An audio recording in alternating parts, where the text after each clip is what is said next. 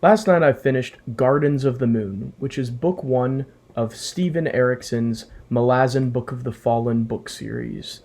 And I was really, really impressed with it. But I have a lot of thoughts to get to, so I'm going to attempt to summarize the plot, and as I go through, talk about what I liked, if there was stuff I didn't like, talk about just how good this is, because I've got to talk about it. It's been occupying my thoughts for the last several weeks, and I've just become obsessed with this book. Gardens of the Moon is incredible. I love it. I don't know how any further books can be better than Gardens of the Moon has been, because it has been so much fun to read. So it's going to be hard to attempt to explain the plot in a condensed manner, so this could get into the territory of rambling, because there is just so much that goes on in this book. It is jam-packed with plot.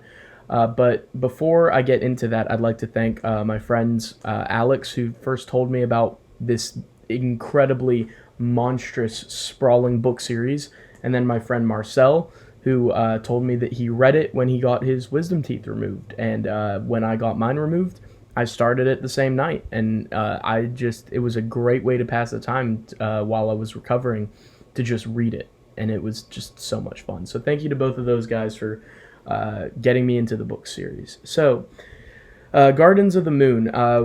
Right from the jump, from the prologue, author Steven Erikson has a little spiel about how he doesn't feel that he needs to guide readers into the book series by taking their hand and carefully explaining every little detail to them.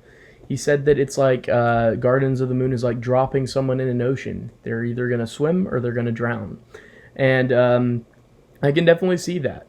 I also like that he mentioned in the prologue that Dune, he didn't remember Dune ever walking people through stuff. It was just a story. So he wanted to tell a story without helping the audience through it. They're going to have to get with it to stick with it. And you really do have to for Gardens of the Moon. So Gardens of the Moon has a prologue to the story that starts with a young Ganos Perrin, or Perrin. How have I been saying it? Not Perrin. I've been saying Perrin. Interesting to hear these names that have been in my head spoken aloud. So, Ganos Perrin is a noble-born son in the Malazan Empire, and they have had an emperor, and he is a noble who wishes to be a soldier, and he talks to a grizzled warrior who is a bridge burner. What are the bridge burners? They are basically special commandos within the Malazan army. This has a fantasy backdrop, so lots of different species and different factions on multiple continents, just warring in a medieval setting, swords, magic, all of that kind of stuff. And it's very, very cool as a backdrop. The place that we start is this building that is set back against a rock and ice. It's immediately a great place to start, and it takes place on the Malazan home continent, and we have a mention to a soldier named Dujek One Arm as well, who is another bridge burner, and we know that there is an emperor. And then we also meet a servant of the emperor who is a claw named Lysine. And, well, she wasn't named Lysine at first, but she takes the name Lysine, and in between the prologue and chapter 1, she has taken control. And we don't know exactly how she's done that. It's left as a little bit of a mystery, but Lysine is now in control of the empire. She's now the empress and has usurped and taken out the emperor, Kelavid, in some way. And also his servant Dancer is seemingly gone. So we come into it with Ganos Perrin. How do I say it? I'm psyching myself out. Perrin.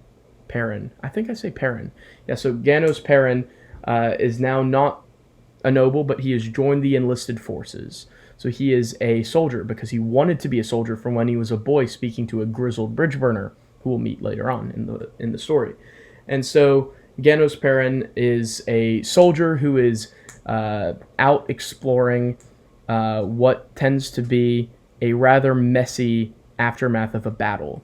And one of the Empress's servants, her adjunct, who is a servant of her who carries out her will, named Lorne, this woman is sent to investigate. And we don't know exactly what's happened. We can piece it together, though, because earlier we meet a girl who is a girl of a fishing village, and she is possessed by a witch on the road. And shortly after she leaves, there's a bunch of hounds with them and stuff, too. So we can piece together that they had to do with the death of all of these people, because as Lauren is sent to investigate and meets Ganos Paran.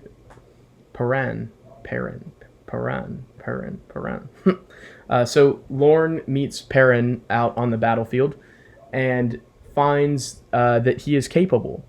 She finds that the other soldiers aren't so capable, and so they're at this battlefield where this village and these people and these soldiers have been massacred, and what's left behind is just absolutely ghastly and gory. It's a sickening battlefield for them to pick their way through. And so they're trying to figure out who did it, and Perrin realizes that there is a girl unaccounted for. So now they're looking for the girl who is possessed. And then we cut to her, and she kills a bunch of other Malazan folks and soldiers and enlists in the army and ships off to another continent where there is another battle going on as the Malazan Empire is trying to get control of a continent called Genabakis. And Genabakis is a continent that is being heavily contested in the fighting. And so this girl who is left behind a swarm of dead bodies, who is seemingly possessed, has made it out and escaped. And so now Lorne has taken Ganos Perrin under her wing and is sending him to track them down. So she has given orders from the Empress that Ganos Perrin is supposed to go over there and take control of the bridge burners, who we learned that they were the special commandos of the Emperor earlier on, but now they are in decline. There's very few of them under the Empress, and so he's to go and take command of one of the regiments under the guise of looking for the girl, who we are told is probably over there. Some of this news is delivered via the new head of the Claw. The Empress was the head of the Claw, who's like the KGB basically for the Malazan Empire. They're shadowy warriors who do tons of horrible stuff for the Emperor/Empress. And Lucine was the past Emperor's head of the Claw, and now Topper is the head of the Claw for the Empress. And Topper, what we got to see of him is, I thought, really good. I thought Topper was pretty interesting immediately, and was quite a fun character to read about. He's got an energy to him that's kind of devious, and it's really fun. Additionally, other first impressions, I really like Perrin. I thought he's a great character. He's someone that I root for. He's someone who's born of nobility, but doesn't want all of the stuff that comes with the nobility. He doesn't want to be controlled. He doesn't want to be a pawn. He wants to be his own man. And that becomes a theme for his character across the entire story. He doesn't want to be used as a tool by others, and he is constantly and consistently used as a tool by others. So it creates a very interesting character as he's struggling against all of these forces, battling to control him and let him fight their battles and use him for their means, and he's just tired of that. So he's a character that's very easy to empathize with, and I really liked right off the bat. So Perrin is sent across the sea to the continent of Genabakis, and he arrives and meets with another Claw who is over there named Tok the Younger. We are told that Tok, the senior Tok, was a great soldier of the Claw, and Tok the Younger is now fighting in the regiments under the command of Dujek One-Arm, who was mentioned earlier. Dujek One-Arm is the High Fist for the Empress over there. He is High Fist Dujek One-Arm. He's in command of all of the forces that are fighting to try to take this entire continent for the Malazan Empire. And so now we will switch between two kind of frames of mind. We switch between Perrin, who is landed on Genabaris, which is a port city in the north of Genabakis, and he is trying to make his way down to join the bridge burners and look for Sari, as we'll learn her name is, the demon-possessed girl who killed a bunch of people, and try to vanquish her. And we switch between him making his way down and the people who are there. So we're introduced to what is going on exactly with the people there. And the people who are fighting for the Malazan Empire are High Fist Dujek One-Arm, the highest mage, who is named Taishurin. He is basically a wizard. He is a commander of magic, and he is one of the Empress's servants. Additionally, next to Taishurin, she has Tattersail, He has Tattersail as another one of the mages. She is going to be one of our primary protagonists for the next portion of the book. And she's a really cool character too. I really liked Tattersail right off the bat. I found her to be an interesting character and very likable. I enjoyed reading all of the sections with her as the focus. And Tattersail, and there's another wizard named Hairlot, and he will play an important role as well. Taishran also has a love interest, and I cannot remember his name, but he was a great character. He was, what we saw of him, he was just nice and kind and kind of just easygoing, and I thought he was a cool character. I can't remember his name right now, but he is there too. And in addition to that, there is the bridge burners who are there, and we have Sergeant Whiskey Jack, who's in charge of the regiment. He's an old soldier from the olden days. He sticks to the old values, just like Darujhistan One Arm does. They're principled men with a lot of weight on their shoulders. So many battles, so many conflicts fought, and they're still out here fighting. And suspecting that Lacine is kind of throwing them into harm's way, as we'll elaborate on that in the following sections. And under Sergeant Whiskey Jack, we have Callum, who is their corporal. He is an assassin and former Claw, and he is this deadly, super cool dude. I love Whiskey Jack. I love Callum. I love the next character, who is Quick Ben, who has an accent that marks him as being from a continent, the Seven Cities continent. He's got that accent, it's told to us, and he is a mage, so he is a wizard within the bridge burners here. Then we have two characters, Fiddler, who is a sapper, and Hedge, who is a sapper. Hedge is a gambler, loves to gamble. Fiddler is a character who always gets like a hunch about stuff and feels a certain way about certain things and gets them out of trouble. Then you also have Trots, who is a Barghast, which is a more like heavy kind of ogre grunt work kind of muscle kind of character. He doesn't say too much, but he's perfectly fine too. And we also have Mallet, who is the squad's healer, and he is this kind-hearted soul, and he's really cool as well.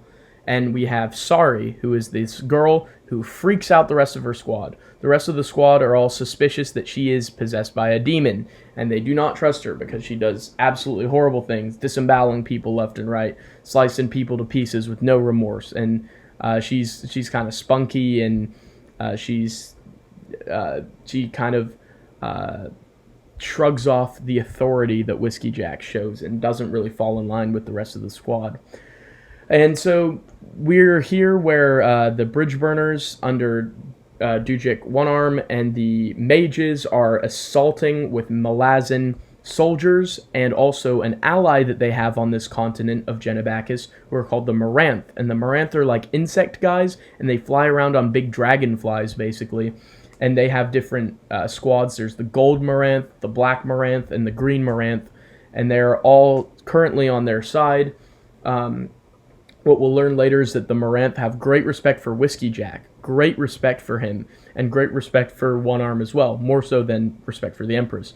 But they harbor a grudge against some of the other factions that are on the continent, so they side with the Malazan Empire and the Empress. So they are there to help and assist the soldiers of the Malazan Empire in conquering the continent. And so they are assaulting a city called Pale. The city of Pale is a city that they're trying to get to fall to them. It's an important city that they have to get. And then there is a floating city that floats with chains that lead down to it in rock. It's like a orbital body that just floats through the sky, utilizing seemingly some magic and sorcery. And this is called Moonspawn. And the children of Moonspawn are wizards and mages, and they're led by a really interesting character who is a species called Tista Andi, which are basically obsidian black-skinned elves who are long-lived with white hair, and they're super cool, super mysterious, super interesting. And the leader of them is named Amander Rake, and he is just dope. He is terrifying and scary. Their eyes like flash different colors. Super, super cool. And he is a very powerful being indeed, who is opposing and fighting with Pale against the Malazan Empire. And he has an ally who we don't see a lot of, but his name is Kaladin Brood. Kaladin Brood is this this warrior who's up north also fighting, and he is fighting with a people called the Crimson Guards, who are also going to be important for later on. So the Crimson Guards and Kaladin Brood are fighting up north against the Moranth and Malazan, and then in the middle of the continent, Pale and the Moonspawn Fortress that floats above the city are fighting against the Malazan. And then the battle takes place, and as the battle is unfolding and Tattersail's fighting in the battle, she notices that Taishrin, the head mage, starts killing their own people. And instead of directing his sorcery towards the enemy, he directs it at his own mages, and he kills 2 mages who are there, who are high mages, who are important characters, and also kills Tattersail's love interest. And he is now dead, and Tattersail is now reeling from that and questioning everything. Hairlot is is dead, his body is, and then the bridge burners come over there and meet with Tattersail, and there's like a alliance immediately pretty much forged, as they seem to get along pretty much off rip, and they do get along pretty well. And Quick Ben of the bridge burners assists in a spell that will keep Hairlot, one of the mages who got caught in the battle, from death. And he becomes more of a problem, more of a menace than a help, as it follows. He's just kind of insane. And so as they're grappling with, well, why did Taishrin do this? And in the battle they saw Rake, but they do take the city of Pale, and the Moranth go in and slaughter the people. And then the city of Moonspawn floats down to another city. And this is where we're going to flip once again and flip to a third set of characters. I was loving the story, and then when we got to Darujhistan, which is the city down south, with a plains in front of it, I was not really feeling it at first. I was having a hard time getting into the new set of characters, because there's so many new rules and nuances to this city. It is a huge city with so many different factions within that city, never mind all the factions fighting in Genebakis and the Malazan Empire, so it was immediately like a little bit of whiplash, but the characters quickly won me over. Well, most of them. They won me over very quickly, so I started to enjoy it a lot pretty quickly. But Perrin and Talk the Younger, who is the Claw, make their way into the city of Pale in the aftermath of the battle, and Perrin sees lots of turmoil there, and he meets with Hedge, he meets with Mallet and Trots, and he is looking for Whiskey Jack when he is stabbed in the back. And we are not sure by exactly who, but it's pretty strongly hinted at that it is Sari, who knew that he was tracking her. So she has killed him, and he is dead. And he is discovered by the rest of the bridge burners, who try to revive him and save his life. But the bridge burners and Tattersail are suspicious of why Perrin's there. They're suspicious of what the Empress is having him do, because the bridge burners were nearly killed in the assault of Pale. They were very nearly killed. They lost many of their squad members. They were absolutely decimated, so they're suspicious that the Empress wants to take them out, and with very good reason as well. They're suspicious then that Perrin is going to maybe be there to do the Empress's deeds, because he's been sent by Lorne, so he's probably going to finish them off maybe. Does he have ulterior motives? But he believes he is just there to warn them about Sari, and now he's been stabbed by her and killed. And he wakes up in this ethereal afterlife where we meet some of these gods, and the gods that he meets are called Open, and they are gods of fate and chance, and they let him come back to life. So he revives, and he is now alive.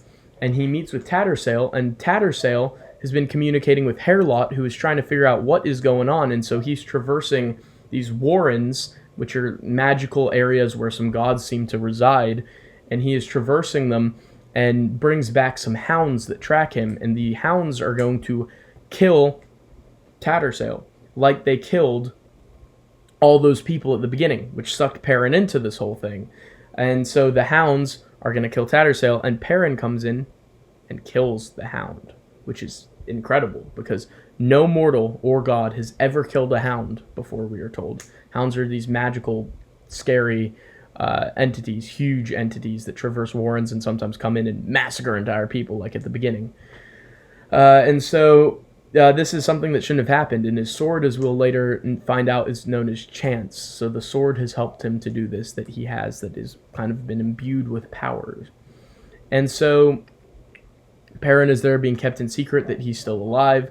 So we're to think that he is dead. Lorne is going to follow Perrin over, and she arrives at Genevaris in the north, and she's going to start making her way down as well.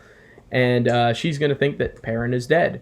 And she's going to seek an audience with Dujik One-Arm to get a prize of the situation. And Dujik One-Arm is pretty dire. He's like, we are dying here. Please send more battalions over. Please tell the Empress to do that. And Adjunct Lorne is like, nah, we're going to send what we have. And so what we'll find out later is this is firmly set Dujik One-Arm and Whiskey Jack, which is something we don't learn until way later on, in firm opposition of the Empress. They're principled men, and they think that they are on the way out, and they think that they're going to have to cover their own butts because they are in trouble and not valued anymore in the current empire. And this pretty much seals the deal for Dujek in that regard. Lorne also chastises Taystrin for being an idiot, basically.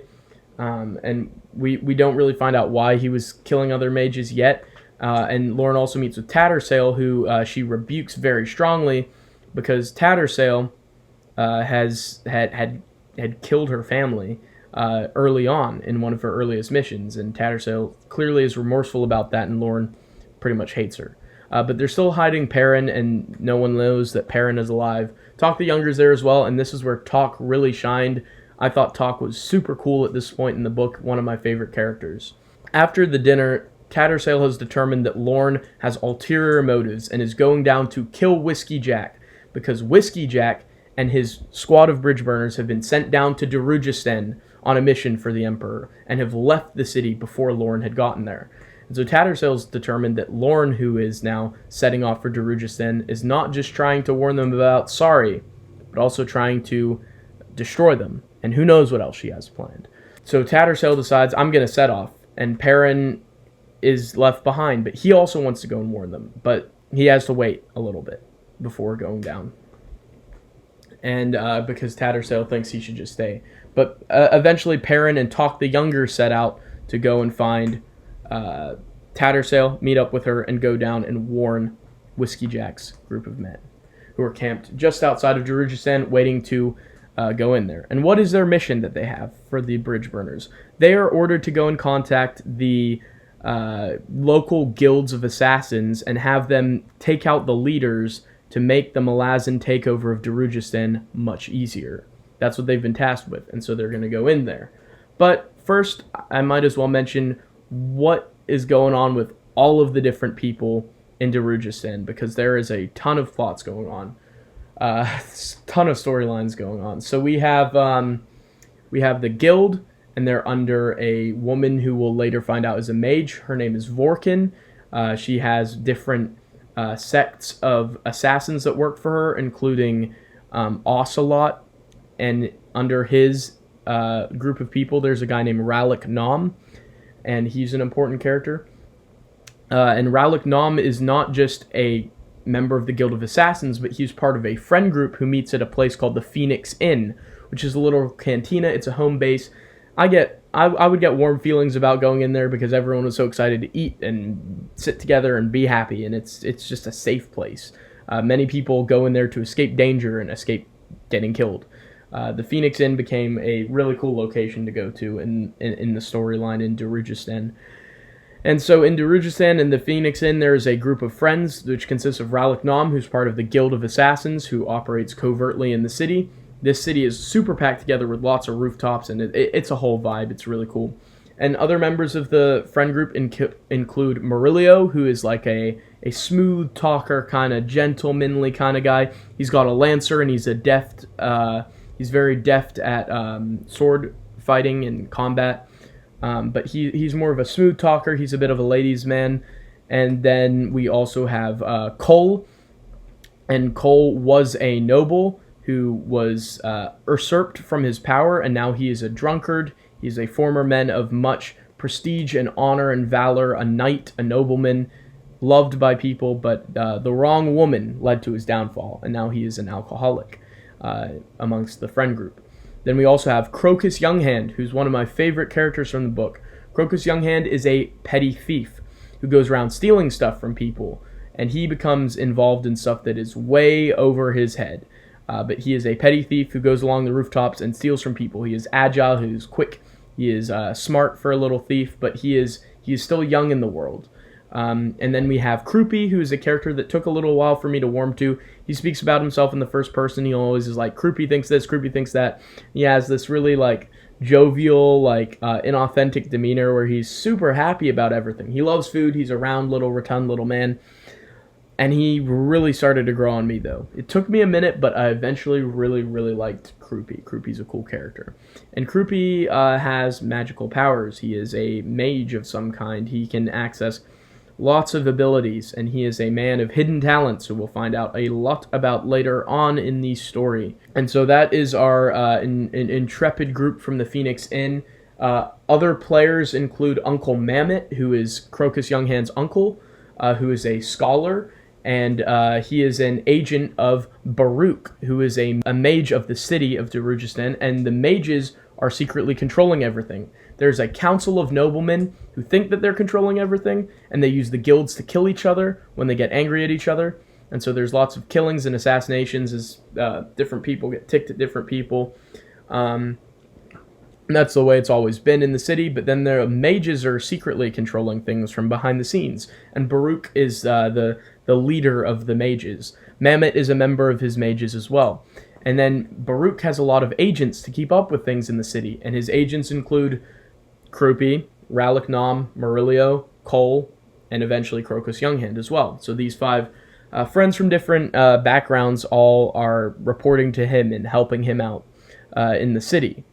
I believe that is all the major players. But so one night, Crocus Younghand is thieving. He thieves from a woman named Chalice de Arl, and apparently she's a beautiful woman, so he develops a crush on her as he's stealing from her, which is funny. But so he escapes out into the night, and there is an assassin whose name I can't remember because he gets murked super quickly and taken down super quickly and killed super fast. And he is killed by some assassins who are super powerful, incredibly powerful, and they take out this assassin who was a member of one of the clans of the Guild of Assassins. And so this assassin is just killed, which is crazy for an assassin of skill to just be killed in the night. But he is killed by these 3 mystery assassins.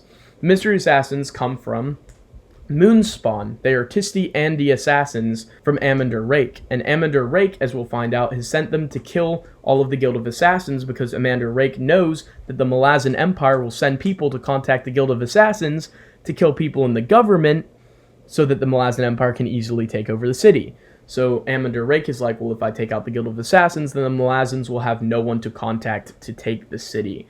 Pretty smart strategy. Amander Rake then makes contact using a shape-shifting crow, who is his servant named Crone, to contact Baruch. And so they contact each other and forge an alliance. They are going to work together to attempt to survive what's coming with the Malazan storm from up north, which is probably going to wipe them all away. And meanwhile, Crocus Younghand is witness to this assassination of an assassin one night on the roofs as the Tistiandi take out the member of the Guild of Assassins. And so Crocus bends down for a coin. And this coin is a coin of chance from Open. And so he is now a lucky individual, and he will be referred to as the coin bearer by a lot of forces because now he has been imbued and blessed with magic that will save his butt in a lot of tight, deathly scenarios. And so Crocus Younghand is basically now a chosen wild card for all intents and purposes. So Crocus is caught up in this here, and it's interesting. But meanwhile, Murillo and Ralik Nom have a fiendish plot to attempt to get Cole back in power because they feel bad for their friend who fell from grace all that time ago. And he fell from grace because of a lady named Simtul. And Simtul is this conniving lady who is one of the top council women people with a lot of influence in the city. And she and Councilman Turban Orr, who is her love interest, kind of, they're just in it for the power. They're trying to control the city and trying to survive and maybe hand it over to the Malazans. We're not sure, but that's kind of their plans in the noble circles. And so the idea is for Rallicknom and Murillo, where like we have to take them down so that Cole can get back in power, and we'll take Simtul down, and we'll take Turbinor down for justice, which is pretty cool.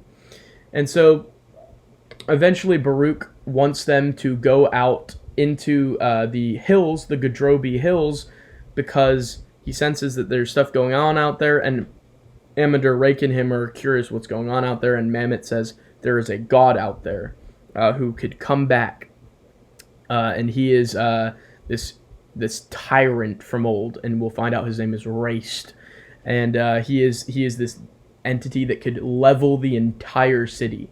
And so Rake and Baruch and Mammoth become convinced that the Malazans will try to awaken Raced, and we will find out that that is what Lorne is going to do. And so Lorne is traveling with an undead servant of the Empire that is called that is named Tool, and they are going to open up the Warren of the Tomb in the Hills to awaken Raced to level Darujhistan, because Lorne is working for the Empress and thinks that leveling Darujhistan would be great for them, and Whiskey Jack's group will not think so, because as we'll find out, Whiskey Jack and One Arm want to take Darujhistan so that they can use it and ally with the Darujhistan people to fight against the Empress, because they realize that their time is running short here. And so that's kind of their play. So they have infiltrated the city, and they are going to attempt to still carry out the mission and contact the Guild of Assassins and put out the hits on the councilmen so that they can move into it, just like the Malazan Empire would do. So that's still kind of their go-ahead plan. Meanwhile, Tattersail has been trying to catch up, and she is taken out. She is killed by one of the last surviving mages, who also dies in the encounter, who was sent by Taishrin to stop her from going to alert Whiskey Jack and the bridge burners. So she dies, sadly. And it's pretty rough, because then Talk the Younger and Perrin find her, and they're like, well, this must be Lorne. And so Perrin wants to exact revenge on Lorne. So he is going to find Lorne and absolutely end her, because he has developed feelings for Tattersail. Now Tattersail is gone, which is sad, but we'll find out she's not really gone.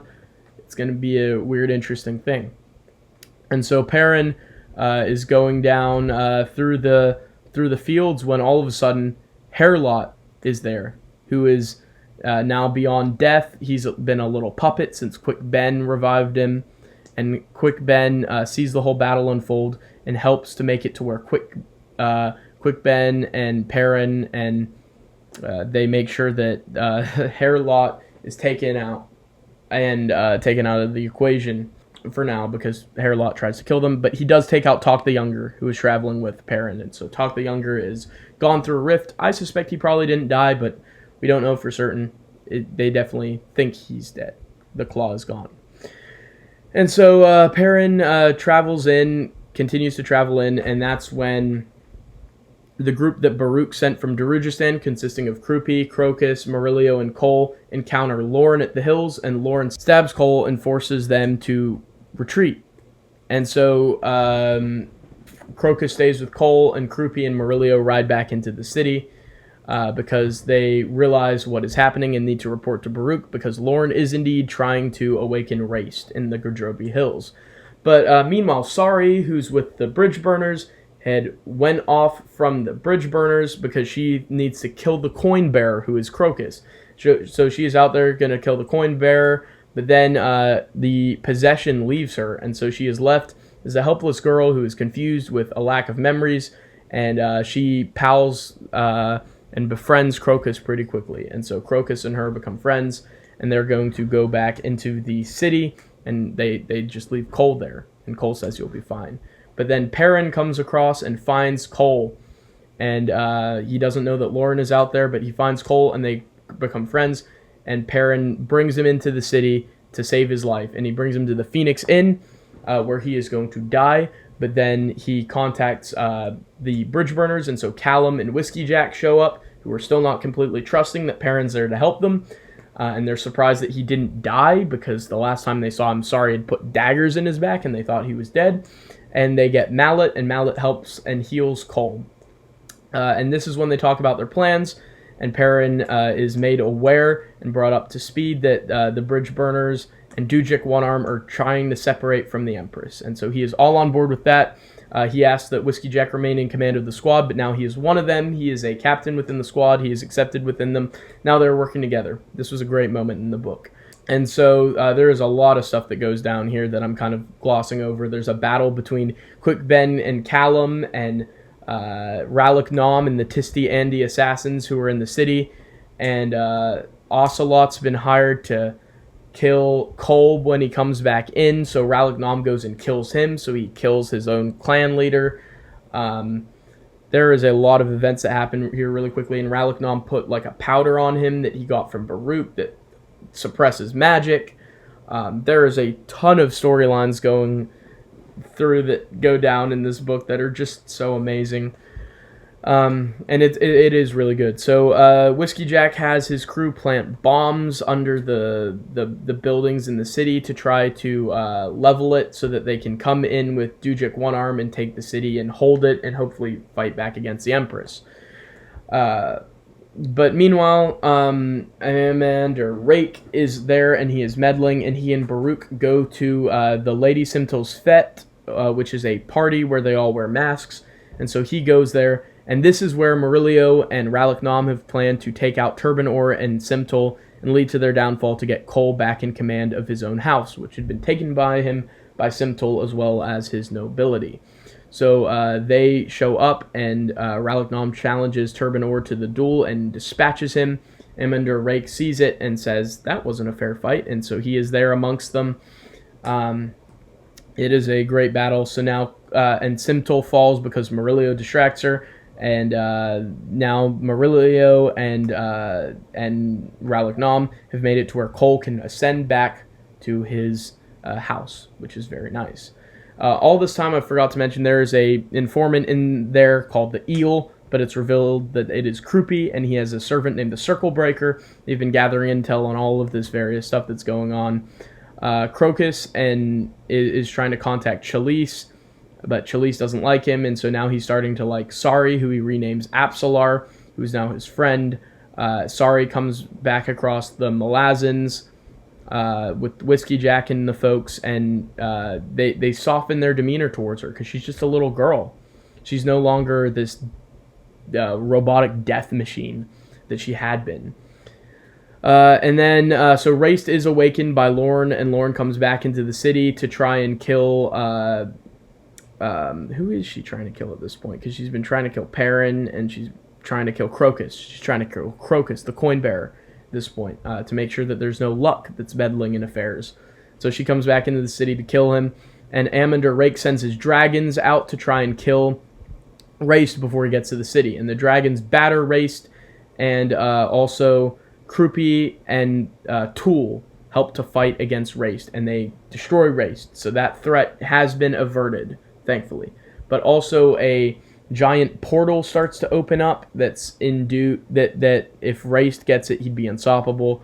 It is a portal that you can walk through to various places. And so Rallick Nom and Vorkin, the leader, who is a mage and a member, the leader of the assassins, she takes out a bunch of the assassins, and she tries to take out Baruch, but Crocus hits her in the back with a brick because he goes there to tell them that Uncle Mammoth died because Uncle Mammoth was killed by Quick Ben and Hedge in the garden. There is a lot going down here. It makes sense if you read it. It's a great story. I really love it. But so then she flees from that because Crocus has now saved Baruch, and Crocus and she and Rallick Nom go through the portal into sequel books. Presumably is where the portal led.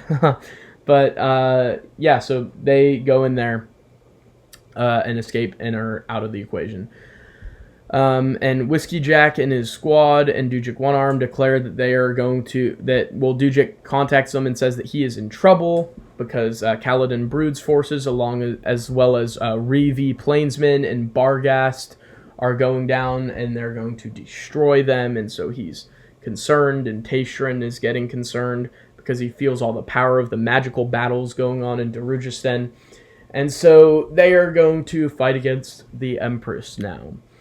And except for 3 people, Fiddler and Callum believe that they owe it to Sari to take her back to Darujhistan. So they think we should take her back to Darujhistan. Or they think that we should take her back to the Malazan people, where she's from, to the town she's from, because we owe that to her. She didn't ask to be possessed and taken out here. And this is crazy because Callum had been wanting to kill her the entire book because he knew she was possessed. And so Crocus Younghand goes with her and tosses his coin away, tossing his luck away. There's also a moment where Perrin gives up his sword, so he gives up the luck because he's done being controlled by people.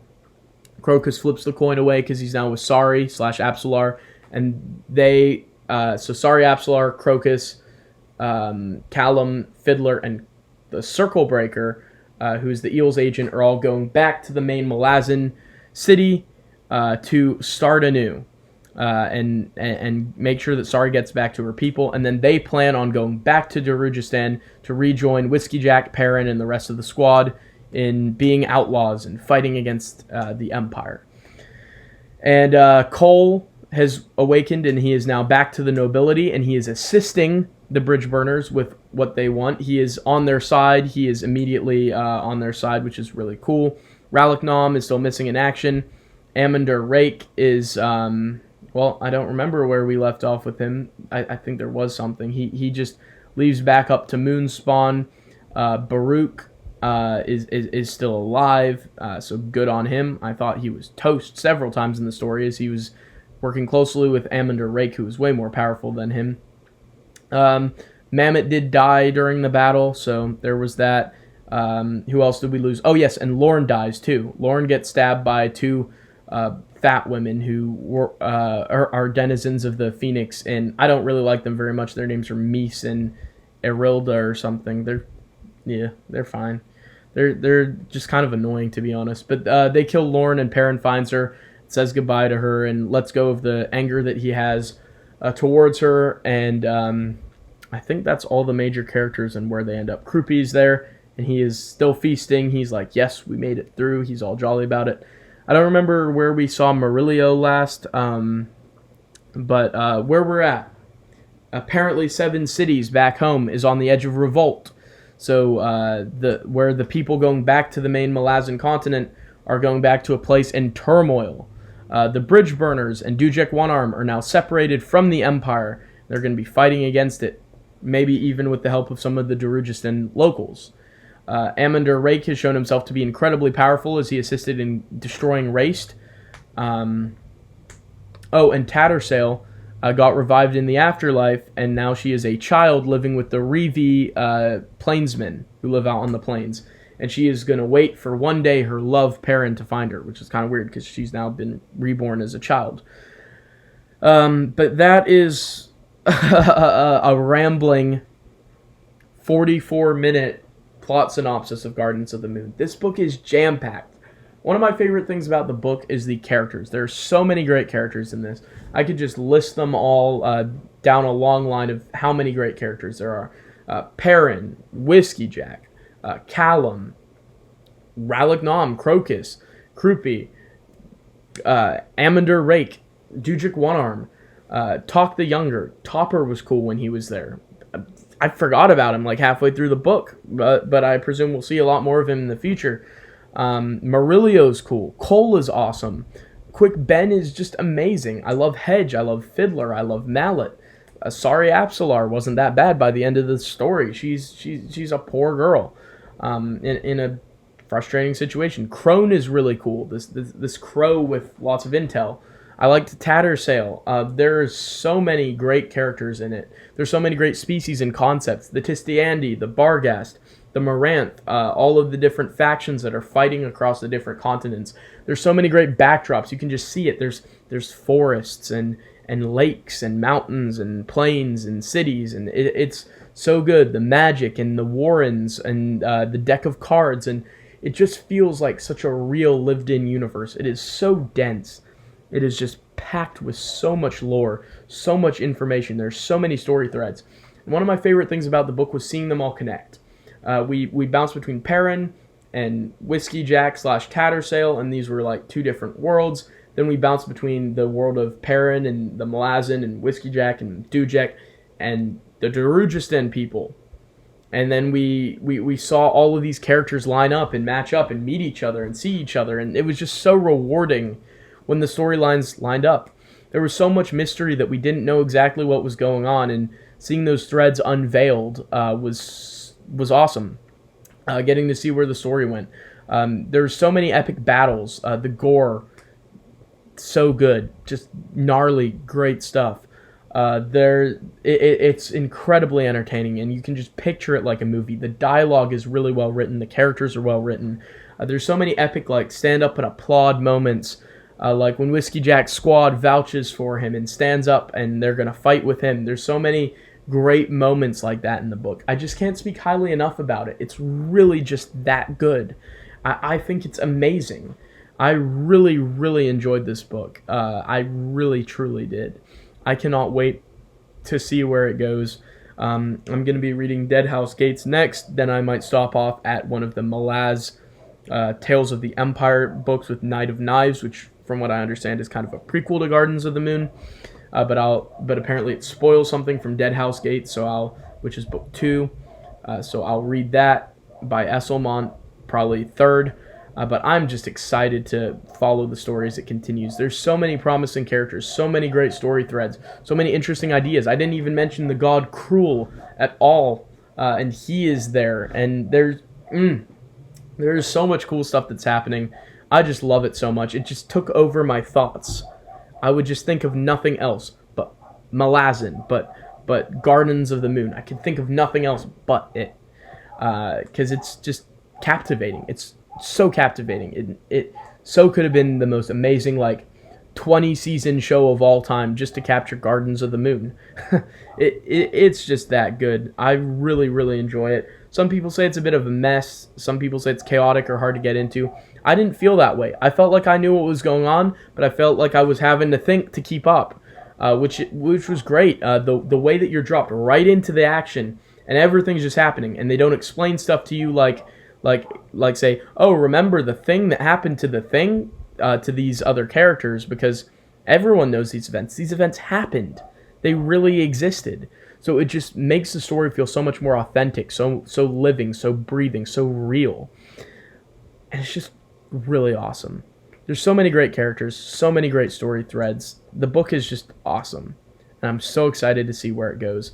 I'm probably going to talk about this on streams with Alex and Marcel, potentially, where we do a bit of a book discussion live about Gardens of the Moon. So stay tuned to that, and stay tuned to future book reviews for Gardens of the Moon. It's that good. Steven Erikson blew me away with how good he is here. The writing quality is really awesome. Inspiring stuff. It's just great, and I love it. So let me know in the comments, have you read Gardens of the Moon? What did you think of it? Did you like it? Did you find it chaotic? Did you find it really entertaining, as I did? And so yeah, tell me what you think of Gardens of the Moon if you've read it. And if you haven't, I would recommend it. I think it's definitely well worth your time.